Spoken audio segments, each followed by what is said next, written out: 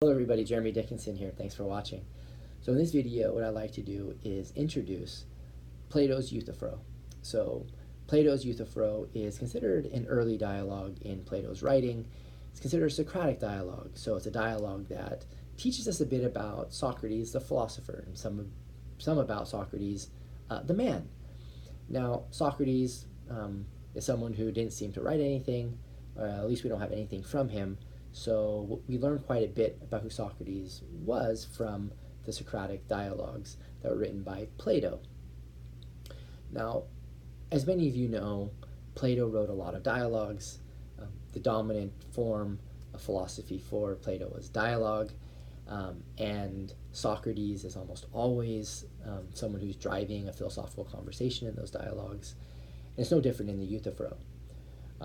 Why does Plato use Socrates? Well, there's some debate about this, but it seems that Plato uses Socrates in this way to develop literary philosophy, if I can put it that way, for the sake of teaching us a bit about who Socrates was, teaching us a bit about Socrates' inspiration or influence on his philosophizing, to pay homage and respect to such an important teacher in Plato's life, etc., etc.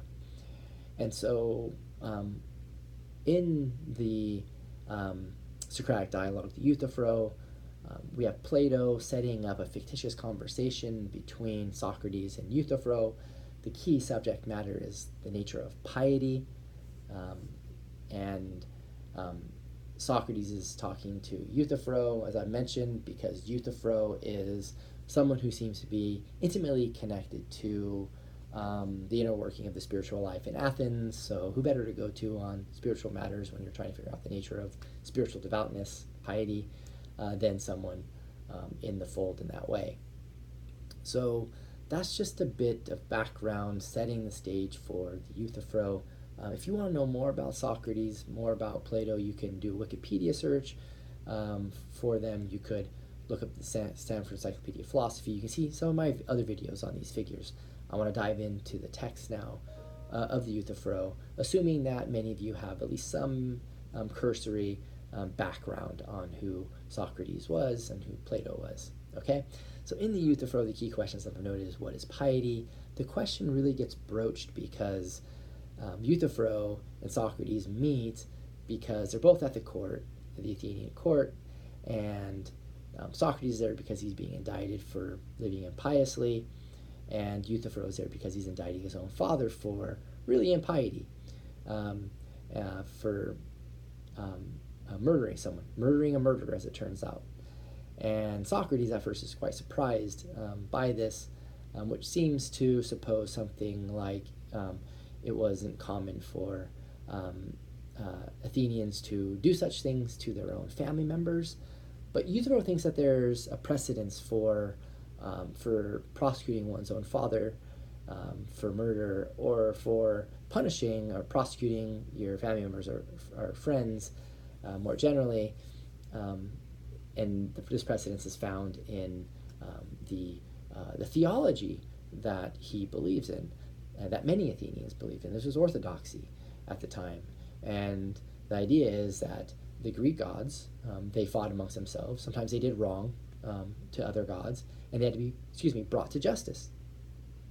And so this means that the average Athenian who might be critical of Euthyphro for prosecuting his own father for murder, they don't recognize that there is theological precedence for doing so. And keep in mind, in ancient Athens, the basis for the Athenian law was theology. Okay, so Euthyphro thinks that he's doing something that's perfectly legal, but he also thinks it's pious to do. The gods do it, so we can do it as well. So Socrates, he ends up questioning Euthyphro on not the fact that he's prosecuting his own father for murder. He seems to bracket that by and large and just assume that it counts as pious, or otherwise just is kind of agnostic on the question, but just assumes it, at least for argument's sake. And he wants to say that he disagrees with the claim that the gods could do such things that would count as wrong, such that they would have to be punished for those wrongs. So Socrates seems early on in the Euthyphro to be telling us that his theology is different from that of many Athenians, that of most Athenians. He's rejecting the orthodoxy when it comes to thinking about the Athenian gods. So his theology is different. It's a kind of heterodox theology, wherein he doesn't think the gods fight amongst themselves. He doesn't think that the gods disagree amongst themselves. Seems that we're getting a little bit of a taste here of what Plato develops later through Socrates, which is the idea that the gods, they don't do wrong. They couldn't do anything such that they would be punishable, as it were. Euthyphro and others, as you can imagine, totally disagree with this. But we get a little insight here that's very important. As many of you know, Socrates, he ends up getting in trouble in Athens. You know, he's at the King Archon's court here in Euthyphro. Why is he there? Because he's been indicted for impiety. Well, why is he impious? We get an answer here, at least a sketch of an answer. He doesn't believe in the same things about the gods as the Athenians do. Okay, if you want to know more about this, you can read Plato's Apology. Okay, I have videos on the Apology as well. You can watch those as well just to learn more about this sort of dramatic thing that we learn just a bit of here in the Euthyphro. So hopefully that's all making sense here. Socrates, in the text, okay, by way of Plato, of course, is challenging Euthyphro's theology. He brackets that disagreement by and large, okay? But it's an important disagreement anyways, because we learn a bit about the man Socrates and kind of some of the things that he believed in that got him in trouble. So it's widely agreed that there are certain things that Plato teaches us about Socrates, the man, throughout the Socratic dialogues and elsewhere. And this is one of the things that's broadly taken for granted as something that we learn about Socrates, the man, even though this is a fictitious conversation between Socrates and Euthyphro that Plato's designed. Okay? So Socrates, he's like, well, you seem to know what piety is. I need to know what piety is, so that way I can defend myself better at my trial. And Socrates, as I'm sure we could easily speculate here, is interested in these sort of heady theoretical matters. So he has theoretical motivations besides the personal ones to explore the question, what is piety? What is the nature of piety? In Euthyphro's game, he wants to deal with this question, and so he does. And so Euthyphro ends up trying to answer the question, what is piety? That's the way Socrates seems to set things up. He wants to know what the nature of piety is. Euthyphro says, I know what the answer to the question is, so let me have at it. And so Socrates lets him have at it. And so he offers a series of definitions. So let's go through some of these definitions. The first definition. Piety is doing what I'm doing, Socrates, doing what someone like me would do, prosecute wrongdoers, etc., etc. So that's the first definition, basically prosecuting wrongdoers and the like. So we get a kind of list of things, a set of examples of pious actions. And Socrates' response to this is, okay, you haven't given me what the nature of piety is by telling me what counts as a pious action in terms of an example or in terms of a set of examples. I need to know what those examples have in common to make them pious in the first place. So what Socrates is basically saying is, you've given me a definition by example, or just a set of examples. You haven't given me a definition that I'm satisfied with, which would involve providing me that feature that all examples would have in common such that they count as pious in the first place.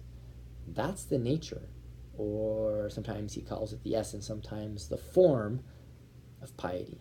Okay? Euthyphro seems to understand this, so he tries again. Definition 2. Piety is being God-loved.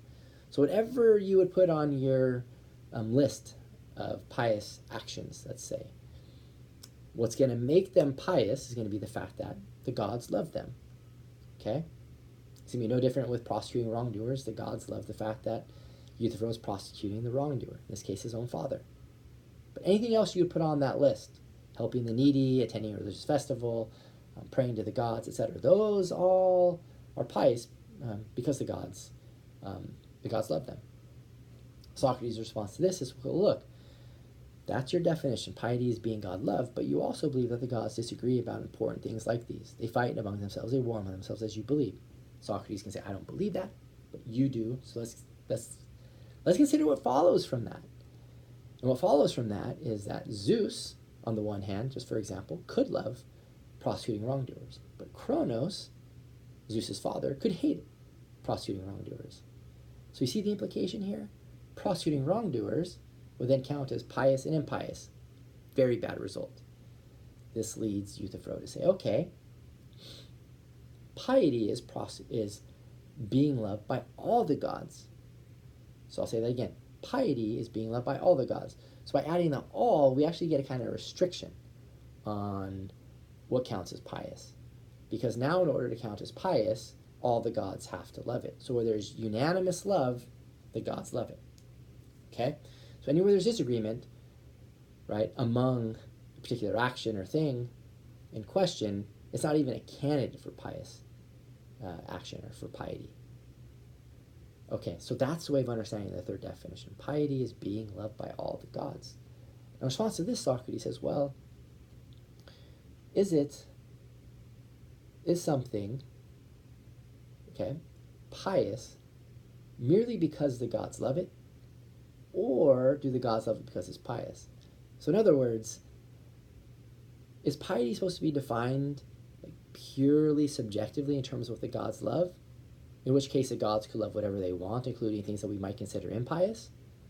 Or is it the case that there are things that are objectively pious already, and it's because they're objectively pious that gods love them?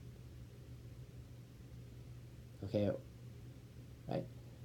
So you see, hopefully you see the difference between, right, these questions. So we call this sometimes Euthro's dilemma question. It's called a dilemma question because either way you answer the question, there's a problem. So I've kind of anticipated the problem with answering yes to the first question. So is something pious merely because the gods love it? Right? And if you say yes there, then it's really subjective what the gods love. And it could turn out that they love, like, I don't know, hating the gods, hating neighbors, right? Thrashing religious festivals, kicking puppies, right? Those things, as it were, could have counted as pious. And that's bad. Okay, for any definition of piety. You don't want any definition of piety that's consistent with what we take pre-theoretically to be impious. Okay, so that's the problem with accepting that question, saying yes to that question. Now the second question, if the gods love the actions because they're already objectively pious, then we still need to know what they're objectively loving. Like, what is it about those actions that the gods are loving? And so we haven't got any further in answering the question of what counts as pious or what's the nature of piety. Okay? So it's a dilemma in that way, but Socrates, he thinks that you should accept the second question. You should say yes to the second question. Then continue doing more philosophy. Okay? And he gets Euthyphro to accept that. So that's the response to the third definition. Okay? Now note, it'll also apply to the second definition. Okay? So the way of thinking about this Euthyphro dilemma question is that you could phrase it in the following way. Is something pious because one, some, or all the gods love it, or do one, some, or all the gods love something because it's pious? Okay? So hopefully that makes sense. So the challenge here with the Euthyphro dilemma question applies both to the third definition and the second definition. The fourth definition and fifth definition, as I carve things out, have to do with other attempts to define piety. But suffice it to say, for our purposes in this video, that ultimately the way Euthyphro defines the piety in the next couple definitions, they end up collapsing back into the definition he offered for the second and third, involving piety being God-loved. And we've seen that Socrates has objections to both of those. Okay, so in this video, I've talked about some stage-setting matters to set up the Euthyphro. I've talked about then some of the key setting issues that are important for understanding Euthyphro, and then I've talked about really three of the key definitions that are developed in the Euthyphro. I'm going to go ahead and stop here, and in part two of my video series on the Euthyphro, I'm going to say some things about the legacy of the Euthyphro. So thanks for watching, everybody.